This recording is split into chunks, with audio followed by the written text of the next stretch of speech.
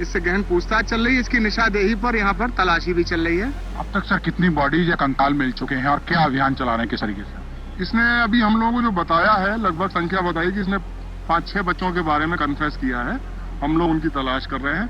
Exact संख्या बता पाना अभी संभव नहीं है, तलाश चल रही है। एक ऐसा अजीब केस जहाँ पे लगभग 20 बच्चों को मारा गया, उनके डेड बॉडी के साथ रेप हुआ, यहाँ तक कि जो क्रिमिनल था उन बच्चों के बॉडी पार्ट्स को पकाकर खा गया। तो काट करके और इसका मैंने बाजू और ये सीने के बीच भी खाया था। अब इस आरोपी को 10 केसेस में फांसी का सजा होता है और एक बार तो इसको फांसी हो ही जाता है, लेकिन कोर्ट एंड टाइम में इसका फांसी रोक देता है। ये केस इतना अजीब और शॉकिंग है कि आप सोचेंगे कोई ऐसा कैसे कर सकता है। और प्रूफ के तौर पे स्कल मिले थे, हड्डियां मिली थी, बच्चों के कपड़े मिले थे, लेकिन फिर भी जितने भी आरोपी थे उनको छोड़ दिया गया। तो चलिए डिटेल में समझते हैं इस निठारी केस को। लेकिन एक दिन अचानक वहीं पर मौजूद एक शख्स ने मुझसे D5 में होने वाली जो संदिग्ध गतिविधियां हैं उसके बारे में चर्चा की। क्या कोई इंसान सिर्फ हवस की भूख मिटाने के लिए या चंद सिक्कों की खातिर हैवानियत की इस हद तक जा सकता है? यूपी के नोएडा में निठारी नाम का एक जगह है और उसके सेक्टर 31 से अचानक कुछ बच्चे गायब होने लगते हैं। अब इस एरिया में ज़्यादातर गरीब लोग रहते थे, या तो किसी घर काम करते थे, ऑटो चलाते थे, रिक्शा चलाते थे, या फिर कहीं पे गार्ड थे। और जितने भी बच्चे गायब हो रहे थे ज़्यादातर गरीब लोग के थे। और जब ये लोग पुलिस के पास जाते थे FIR लिखाने, तो पुलिस इनको डांट कर भगा देती थी कि या तो बच्चे इनकी वजह से बाहर भाग गए हैं या फिर खुद लौट कर वापस आ जाएंगे। अब उसी एरिया में एक बड़ा सा वाटर टैंक था और लोगों ने नोटिस किया कि जब भी बच्चे इसके आसपास खेल रहे होते हैं तभी वो गायब होते हैं। अब इस बात से अफवाह फैल जाता है कि उस वाटर टैंक के ऊपर कोई स्पिरिट है या कोई भूत रहता है जो इन बच्चों को उठा रहा है। अब इस बात से लोग डरने लगे, काफी सहमे भी, लेकिन जो बच्चों का गायब होना था वो नहीं रुका। जुलाई 2005 आते आते 16 बच्चे गायब हो चुके थे, जिसमें से 11 बच्चे लड़कियां थी और जितने भी बच्चे गायब हो रहे थे उनका एज 5 से 14 साल के बीच में था। अब इतने केसेस होने के बावजूद भी पुलिस ने एक भी FIR नहीं लिखा था और लगातार इस सारी चीज़ों को इग्नोर कर रही थी। फिर 2006 में पायल नाम की लड़की एक ऑटो लेकर उसी टंकी के पास जाती है। उस टंकी के पास ऑटो रुकता है और वो एक कोठी में जाती है जिसका नंबर था D5। अब बहुत देर से ऑटो वाला D5 के बाहर खड़ा था और पायल भी वापस नहीं आई थी। तो पायल के लिए आवाज़ देता है दरवाजे से, तो वहाँ से एक आदमी निकल कर आता है और बोलता है कि पायल कब की निकल गई है। अब ऑटो वाला को शक होता है कि यहाँ पे कुछ तो गड़बड़ है, क्योंकि वो तब से वहीं पे खड़ा है और पायल भी निकल कर नहीं आई है। अब ये सारी बातें जाकर वो पायल के फादर को बताता है। अब पायल के फादर नंदलाल पायल को लगातार कॉल कर रहे थे, लेकिन पायल का फ़ोन स्विच ऑफ था और बहुत देर हो जाने के बाद पायल वापस नहीं आती है। अब 7 में 2006 के दिन नंदलाल अपने बेटी का मिसिंग रिपोर्ट लिखाने के लिए पुलिस स्टेशन जाते हैं, लेकिन पुलिस रिपोर्ट नहीं लिखती और बोलती है कि आपकी बेटी या तो भाग गई है या फिर कुछ दिन बाद लौट कर आ जाएगी। लेकिन नंदलाल यहीं पे नहीं रुकते, वो सेशन हाई कोर्ट जाते हैं और जो भी ये केस था वहाँ पे वो बताते हैं और बोलते हैं कि उनकी बेटी आखिरी बार D5 में गई थी और वापस नहीं लौटी। और साथ ही उस एरिया में जितने भी 16 बच्चे गायब थे वो चीज़ भी जिक्र करते हैं। अब कोर्ट इस चीज़ को सीरियसली लेती है और इन्वेस्टिगेट करने का ऑर्डर देती है। अब ये घर था मुनिंदर सिंह पंडेर का और ये काफ़ी अमीर बिजनेसमैन थे, बहुत जगह इनका बिजनेस था और बहुत जगह इनके प्रॉपर्टीज़ भी थे। और इनका जो घर था वो चंडीगढ़ में था, लेकिन ये इस कोठी में कभी कभार आते थे और कुछ दिन रहते थे और वापस चले जाते थे। अब D5 में पंडेर के साथ एक कुक रहता था जिसका नाम था सुरेंद्र कोहली।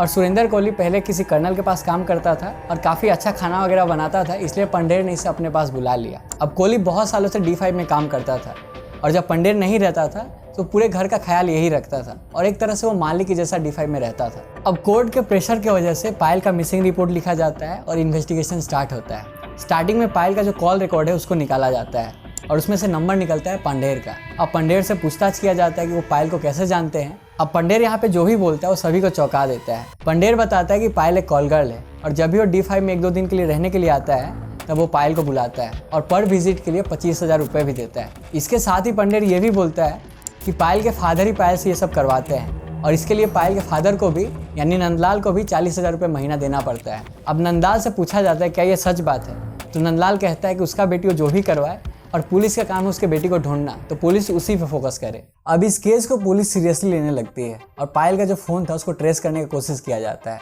अब एक दिन वो फोन एक्टिवेट होता है और फोन किसी रिक्शे वाला के पास मिलता है। अब जब इन्वेस्टिगेशन होता है कि फोन में किसका सिम है तो पता चलता है कि ये सिम सुरेंद्र कोहली के नाम से है। कोहली और पंडेर को पुलिस अरेस्ट करती है और उनको रिमांड पे लिया जाता है। अब उनसे पूछताछ शुरू होता है। पंडेर शुरू में बताता है कि वो लड़कियों को बुलाता था लेकिन किसी का मर्डर नहीं किया है। वहीं कोहली 4-5 दिनों तक चुप रहता है और पुलिस को कुछ नहीं बताता है। अब पुलिस यहाँ पे गेम खेलती है और कोहली को जाकर बताती है कि पंडेर ने सब बता दिया है कि पायल को तूने ही मारा है तो सब सच बता दे। अब कोहली बताना शुरू करता है कि पंडित जब भी लड़कियों को बुलाता था और अपने रूम में होता था तब सारे चीज़ें छुप कर देखा करता था और ये सारे अयासी इसको भी करना था। तो एक दिन जब पंडित घर पे नहीं था तो पायल को बुलाता है कि एक क्लाइंट को मिलाना है। अब जब पायल वहाँ पे पहुंची तो कोहली कहता है कि क्लाइंट के आने में टाइम है, तो क्यों ना तुम मुझे एंटरटेन करो और इसके लिए मैं तुम्हें 500 रुपये दूंगा। अभी इस बात पे पायल हंस देती है और बहुत बुरी तरह से उसका मजाक उड़ाती है। अभी इस चीज़ से कोहली काफ़ी नाराज़ हो जाता है, काफ़ी गुस्सा हो जाता है और जो पायल का चुन्नी होता है उसी को लेकर उसका गला घोट कर मार देता है और उसके बॉडी के साथ रेप करने की कोशिश करता है और बाद में उसका बॉडी को बाथरूम में ले जाकर उसे टुकड़े टुकड़े काट देता है और पॉलीथीन में पैक करके जो बगल में नाला था उसमें फेंक देता है। इसको अंदर लाते ही मैंने इसको बोला कि सामने से मतलब जो है अभी मैडम आ रही, मैं पैसे की बात करवा देता हूँ। तो जैसे ये उधर को देख रही थी, मैंने पीछे से इसी के स्प्रिंग से इसका गला दबा करके और इसको बेहोश कर दिया। उसके बाद इसके साथ सेक्स करने की कोशिश किया और सेक्स करने की कोशिश किया। थोड़ी देर सेक्स करने की कोशिश करने के बाद उसके बाद जब सेक्स नहीं हो पाया मेरे से, मैंने गला दबा करके इसको मार दिया उसकी। अब जितने भी बच्चे गायब हुए थे एक एक का फोटो पुलिस कोहली को दिखाते हैं और कोहली एक एक बच्चे को पहचानता गया और पहले केस के बारे में बताता है कि एक बच्ची उसके कोठी के बाहर खेल रही थी, उसको चॉकलेट देने के बहाने वो बुलाता है और उसे मार देता है। उसके बॉडी के साथ वो रेप करने की कोशिश करता है और इसमें भी जब वो नाकाम रहता है तो उस बच्ची का बॉडी को बाथरूम में ले जाता है, उस बॉडी के टुकड़े टुकड़े करता है और हाथ और सीने का कुछ हिस्से को वो पका कर खा जाता है। और ये आगे बताता है कि सभी बच्चों के साथ इसने ऐसा ही किया था और इसी तरह से सभी को मारा था। ऐसे ही एक धोबी की लड़की थी और काम देने के बहाने उसे कोठी में बुलाता है और ठीक उसी तरह उसे मार देता है और बाकी की तरह उसके बॉडी के टुकड़े को पॉलीथीन बैग में भर के उस नाले में फेंक देता है। अब कोहली के कन्फेशन के बाद पुलिस पूछती है कि इसका प्रूफ क्या है कि तुमने ये सब किया है। तो वो बताता है कि जब पायल को उसने मारा था तो उसके कपड़े बैकयार्ड में फेंका है और जितने भी बच्चों को मारा है सारे की डेड बॉडी उस नाले में पड़ी है। अब इस चीज़ को कंफर्म करने के लिए D5 में पुलिस ने एक टीम भेजा और बैकयार्ड से कुछ कपड़े और एक पर्स मिलता है। पुलिस सारी चीज़ों को लेकर आती है और नंदलाल को बुलाया जाता है कि वो पहचाने कि क्या ये चीज़ें पायल की है। अब नंदलाल पर्स और कपड़ों को देखता है और कंफर्म करता है कि ये सारी चीज़ें पायल की ही है। अब पुलिस को चेक करना था कि नाले में सच में बच्चों की डेड बॉडी है या नहीं, लेकिन इससे पहले सारा न्यूज़ लीक हो जाता है कि बच्चों को मारकर नाला में ही फेंका गया है। अब ये न्यूज़ लीक होने के बाद लोग काफ़ी गुस्सा हो जाते हैं और उस एरिया के सभी लोग उस बिल्डिंग के आसपास चले जाते हैं और D5 में घुसकर तोड़फोड़ करने लगते हैं। अब पुलिस वहाँ पहुँचते हैं और नाले का सफाई शुरू होता है और एक एक करके लगभग 50 से भी ज़्यादा काले रंग का पॉलीथीन बैग निकलते हैं। उन पॉलीथीन में बच्चों के हाथ और पैर की हड्डियां थी, लेकिन चेस्ट का पार्ट और जो स्कल है वो मिसिंग था। अब नाले का और सफाई होता है, दायरा और बढ़ाया जाता है, तब जाकर बच्चों का चेस्ट और जो स्कल है वो मिलता है। लगभग 17 स्कल मिलते हैं। अब ये जितने भी बोन्स और स्कल्स मिलते हैं सभी का DNA टेस्ट होता है और ये साबित होता है कि उन्हीं के हैं जो बच्चे गायब हो रहे थे। अब जितने भी बड़े मीडिया हाउसेस है उसका हेडक्वार्टर नोएडा में ही है, इसलिए जब ये न्यूज़ निकल कर आता है तो पूरा मीडिया कवर करने लगता है और देश में उस टाइम यही चीज़ बस चल रहा था और पूरा देश जानना चाहता था कि आखिर ये किया किसने है और क्यों किया है। अब इतना बड़ा केस होने के बाद और पूरा मीडिया का अटेंशन भी मिलता है तो गवर्नमेंट में बहुत प्रेशर पड़ता है और इस केस को CBI को दिया गया। लेकिन CBI को केस देने से पहले जितना भी एविडेंस वगैरह था और जितना भी साइड था वो काफ़ी टेम्पर हो चुका था। जब ये केस CBI के पास गया तो पंडेर और कोहली का नार्को साइकोलॉजी टेस्ट हुआ, जहाँ कोहली बताता है कि उसके सपने में एक औरत आती है जो उस पर हंसती है और उसे नामर्द समझती है और डॉक्टर से कहना था कोहली इसी की वजह से अलग अलग एज ग्रुप के बच्चों को मारता था और उनके साथ एक्सपेरिमेंट के लिए ऐसा करता था ताकि वो खुद को साबित कर सके। अब ऐसा नहीं था कि कोहली को पहले ये सब सपने नहीं आते थे या फिर ये सब करने का मन नहीं करता था, बल्कि पहले वो जहाँ काम करता था वहाँ पे ऐसा माहौल नहीं था, इसलिए ये सब नहीं कर पाया।